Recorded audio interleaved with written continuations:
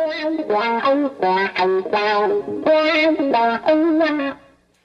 guys, and welcome to the second of my movie reviews for Wildeye releasing. The movie I decided to watch this time was none other than this one, Voodoo. It's an unrated one. I watched this one last night. Let me tell you some details about it before I get kicked off as to what I thought. This one was directed by Tom Costabile and stars, amongst others, Samantha Stewart as our main protagonist Danny and Ruth Reynolds as her best friend Stacey. There are obviously quite a few other stars in there, but those are the two that we'll feature with because they're in it the most. So, this movie, let me try and tell you something about it without giving you any spoilers. This movie follows Danny, who is a nice little innocent girl who has a bit of a complicated life at the moment. She has man troubles, so she decides to go to visit and stay with a friend in LA for a while. She finds out while still at home that the person she'd been seeing, her boyfriend, was actually married. And not only was he married, but the person he's married to was a bit of a sort. I wouldn't want to get involved in this. She considered herself a voodoo priestess, and she made Danny's life hell, told her that she had cursed her, her life was gonna be over. I fell in love with him though. And his wife, man, she was so scary. I mean, you know, I don't believe in that kind of like voodoo stuff, but there was something about her, man. I mean, she started like speaking in this weird language, then her like eyes started rolling in the back of her head. Trust me, it was scary. You would have been scared too.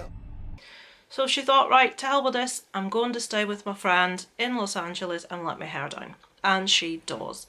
The acting in this was fine. It wasn't, some movies you watch and the acting's just deplorable. This one was actually okay. The girls did seem to be a bit sort of the modern trendy types. So it did kind of surprise me when we had references to the Dale horns and Pantera. At one stage one of the girls gives the horns for this if you want, that if you want, to have a photograph taken, and someone says, less of the horns, it's not Dio, and it's like, you wouldn't know that reference unless you were a rocker, which these girls didn't seem to be. But another stage they said, this basement's really trippy, it reminds me of Pantera's basement. It's like, okay, we've got some nice little references in there, but the girls' lifestyle and appearance didn't really seem to fit with the supposed genre of music that they liked. So these girls go out, they kick off, they have fun, they smoke a little dope, and they run into none other than Ron Jeremy in a club, who comes up and gives Danny a card and says, I'd be quite interested to work with you. There is a really, really cringesome scene where Ron Jeremy actually dances with the girls, and it is really, really cringy. Ron Jeremy's cringy anyway, folks, but yeah. So the movie for about half follows us just around with the girls, sitting by the pool, going out for some fun, some drinks. We learn that Stacey's a bit of a stoner, she's a bit wild. So it's just a perfectly nice little movie. It's found footage style also, so if you don't like that, just be aware of that. Personally, that's a big love of mine, but there we go. About halfway through the movie is when it starts to get proper interesting. I can't tell you too much because I do not want to give anything away. On the back of the cover, it says, a harrowing journey into the literal pits of damnation, where Danny is subjected to inhuman tortures, both emotional and physical, by a host of demons. That's as much of a spoiler as I'm going to give you. Danny goes back home by herself. Stacey has copped off with a bloke.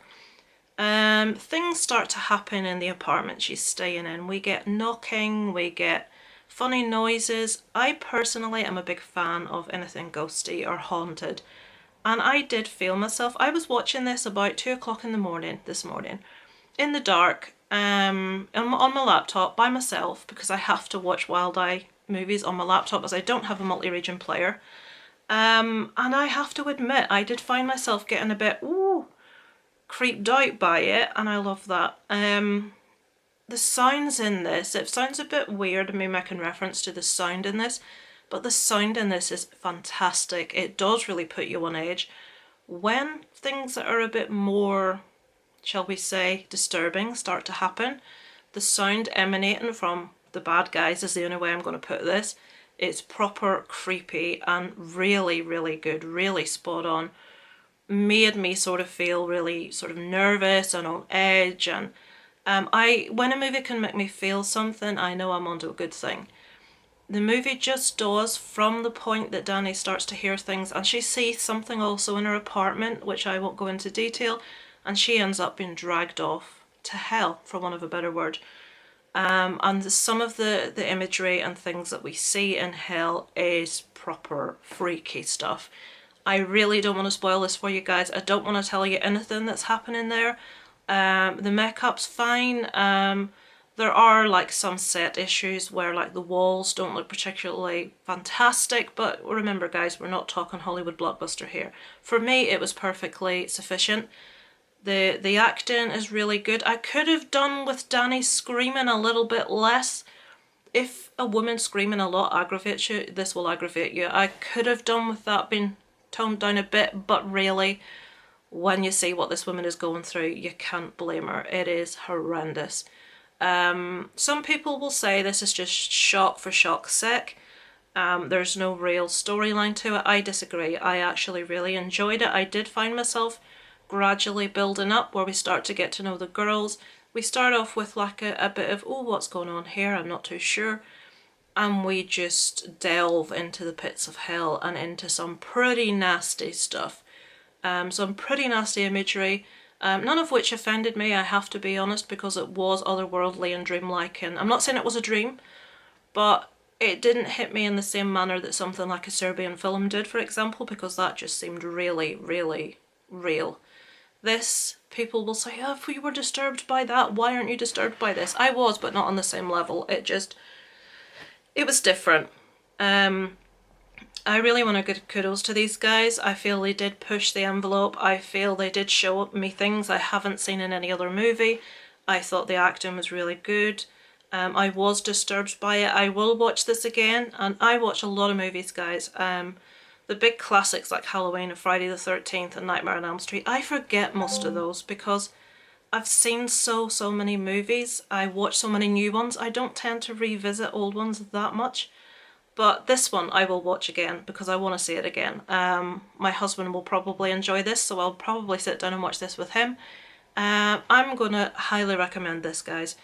I love the imagery, I love the storyline, the acting was really good, the lighting was good, the sound, maybe because I was watching it through earphones, but the sound was really, it added to the whole feeling of the movie. So Voodoo, I am going to give this one an 8 out of 10 for a Wildeye release. I'm obviously not measuring this against Hollywood blockbusters. I'm reviewing this as a Wildeye movie. I really enjoyed this, probably to the same level that I enjoyed Darkness Reigns, which is also a Wildeye movie. Maybe not quite as much as I enjoyed Forest of the Lost Souls, also from Wildeye. So have any of you guys seen this one? If you did, what did you think? Without giving any spoilers there in the comments, unless obviously you tell us. Do you disagree? Do you agree? Does it sound like something you would enjoy? It's definitely one recommended from me. So it's Overnight from Lisa Loves.